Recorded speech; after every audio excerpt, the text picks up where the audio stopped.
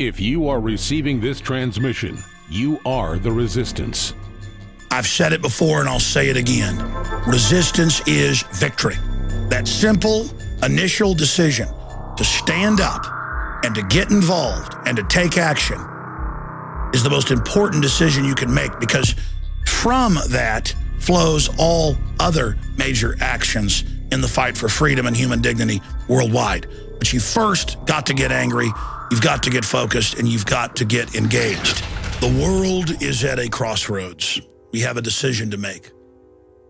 No one can deny anymore that tyranny is growing and casting its long, dark shadow across not just the United States, but worldwide. But in the midst of all of this, and as we move deeper into 2012, it is important to realize the incredible successes, complete and partial, that we've had against tyranny. These are just a few in the last year. In fact, after you're done watching this video, I would ask you to post comments with points that you believe have been victories so we can make a part 2 video. But here are just some of them. The SOPA bill, or Stopping Online Piracy Act, which is really just a Trojan horse, as the inventors of the internet and many others went public and documented, to shut down free speech and to allow giant corporate monoliths to basically carve up the internet and take it over for their own uses and shut down their competition. But you saw the GoDaddy protest that caused hundreds of thousands of their customers to leave them. Many of the big internet companies and smaller ones as well, led by Reddit and others, saying that they were going to basically black out their websites to protest the fact that this SOPA bill is a free speech killing system. And now, because of the actions that you and others took, the system, who just a few weeks ago was very arrogant and said, resistance is futile, we're going to pass this, we've got hundreds more votes than we need in the House, suddenly it's crumbled, and they're saying, okay, we're shelving it for now. And they hope that later you'll go back to sleep, that they can repackage their lies and bring it back forward. But the point here is, when we take action and when the people stand up for basic fundamental rights, the system and the oligarchs that control it are brought to their knees. So a big victory in early 2012 against something the system told us was a foregone conclusion. They don't just stop there trying to craft our reality.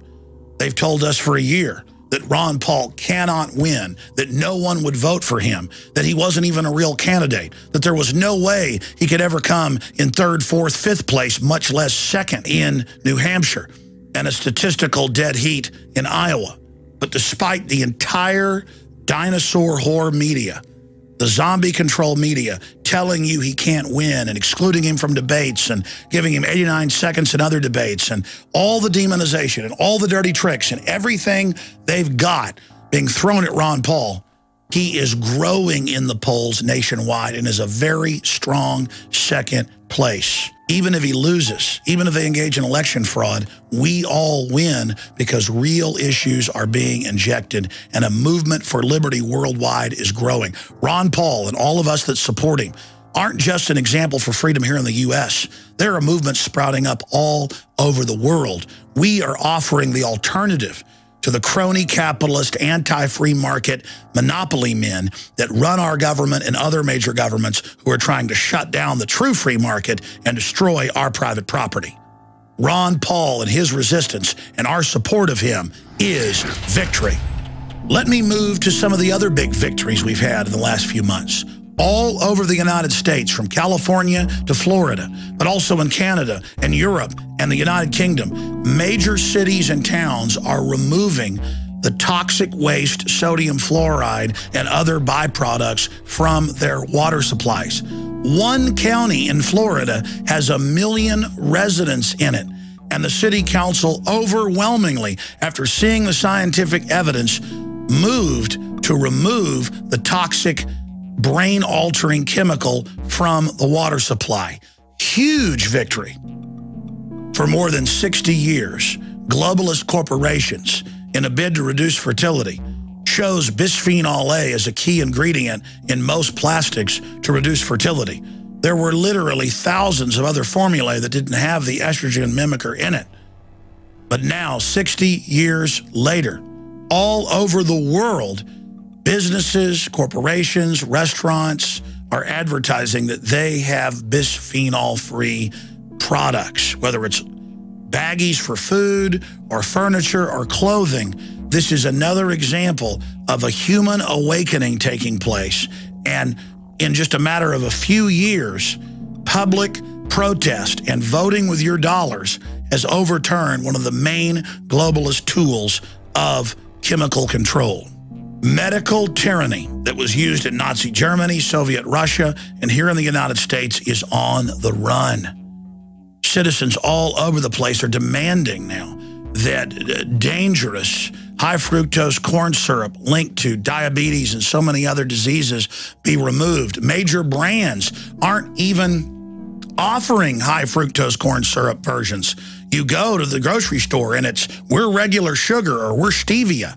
Another huge victory that humanity is having against the medical tyrants who are putting these Trojan horse compounds into our food and water as top globalists like Bertrand Russell promised they would do. But it gets even better. I've seen national studies where the higher the education level, like in areas in Northern California, the lower the vaccine rate is. Parents everywhere are realizing how dangerous vaccines are. And they're learning that in most cases, it doesn't even protect their children from the supposed pathogen that the vaccine gives you immunity for. And so all over the world, not just in the United States, people are waking up and actually reading what is in the ingredients list of vaccines. On the carbon tax issue, one of the most important agendas for the New World Order, we are seeing amazing victories. Since the ClimateGate emails came out and the public saw the fact that the UN was only trying to set up an excuse to monitor and control all human activity and literally tax breathing and tax carbon dioxide that plants live off of. Since that came out, all of their major conferences have failed and more scandals and frauds have come out. Congress and the courts are overturning President Obama's attempt to shut down our energy supply and move our jobs to China. The carbon tax hoax and the scam of modern environmentalism is in deep trouble. And remember, that's a good thing because the globalist eugenicists don't want you concerned with real environmental issues like genetically engineered organisms and GMO and toxic waste they put in your water. Congress has overthrown the light bulb ban of President Obama. Sure, the bureaucracy's lawless, so they're continuing on with it.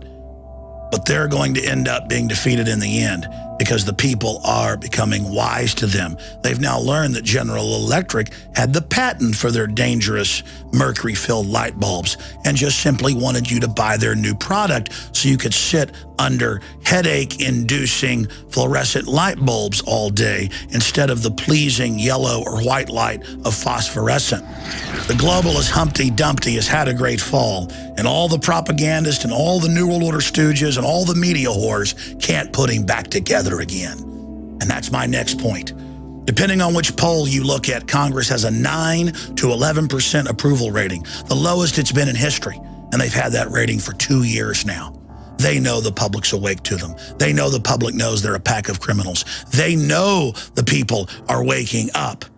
And think about being the so-called mainstream media. It's their job to lie for this group of certified criminals who are admittedly up there engaging in insider trading and serious crimes every single day of the week. But not only is the old dinosaur globalist propaganda media dying, the alternative media is becoming the new media.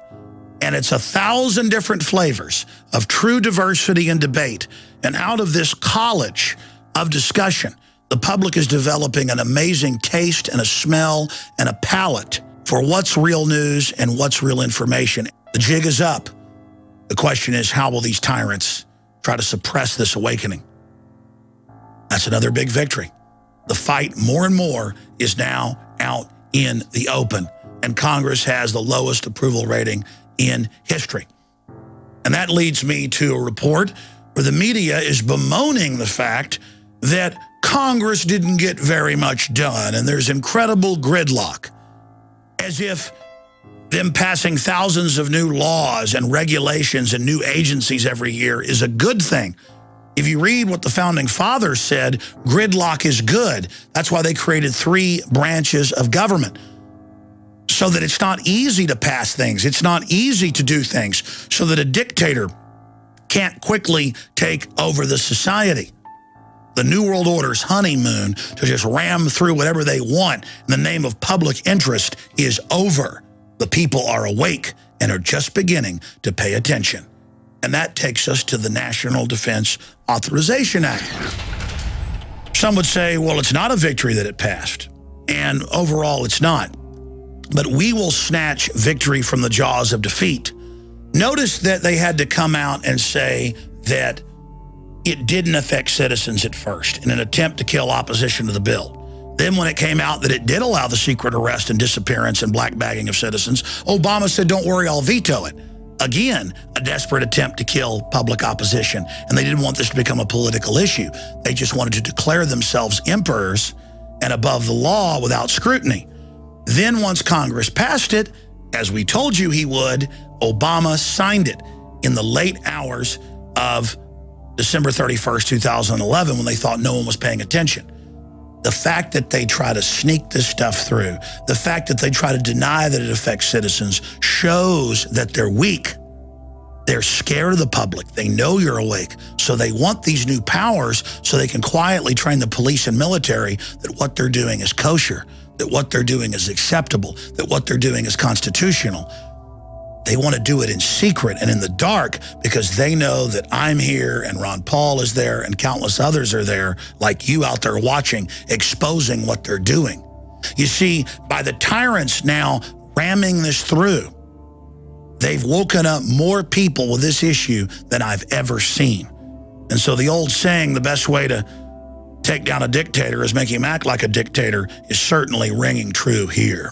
I want to close with 2 points. State nullification, 10th Amendment.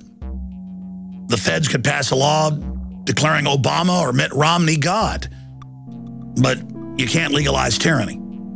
And it's built into the Constitution. It's why we have states, that when the federal government gets out of control, the states can get together and basically veto what the feds have done. States can do it as groups or they can do it individually. And that's what the 9th and 10th Amendment are all about, and that's happening right now. You know, you've got the jury box, you've got the grand jury box, you've got the courts, you've got all these different checks and balances, but you've also got the cartridge box. And in conclusion, I don't want to go to the cartridge box. My God, our ancestors did that, and it was a bloody 7-year war against the greatest empire the world had ever seen. But you know what? We had right on our side, and we won. We had ideas that were more powerful than King George III's ideas. He had the big state, the pomp, the power, the tax assessor, the home invaders, people coming to your home without warrants, people shaking you and your wife down, people frisking you on the highway while you're riding your horse. We had the idea of basic freedom and due process and liberty, and it won out. But in just the month of December, last year, there were 1.5 million instant checks through the FBI. And the government itself estimates that there's more than 2.1 guns sold for every FBI instant check that's made. That's not even counting private sales of guns at flea markets and neighbor to neighbor, grandpa to grandson. So you're looking at more than 3 million guns, an all-time record that were purchased in just the month of December. And I saw a survey where they were asking people, why are you buying guns? And they said, number one, I don't trust the government. Number two, I think we're going to have an economic collapse and civil unrest. So if the globalists think they got the jump on the American people, think again. Millions of Paul Reveres here in the United States and across the world have already warned the public. And a lot of people laughed at them. A lot of people laughed at myself and Ron Paul. But now that everything we talked about is unfolding, our credibility is skyrocketing. We have never been at a more important juncture in human development. Tyranny is coming in like a flood. But the spirit of liberty is raising up men and women everywhere as a standard against this corruption. All of us have to speak out and be involved now like never before. We're having victories every time we stand up and get involved. You have incredible power. That's why the tyrants always tell you that you're powerless, because the opposite is true. The only way these criminals can run our lives, the only way these social engineers can play games with us like they're God, is if we lay down in the ditch and do nothing. 2012 is the year that the resistance goes to the next level. It is the beginning of the end of the eugenicist New World Order.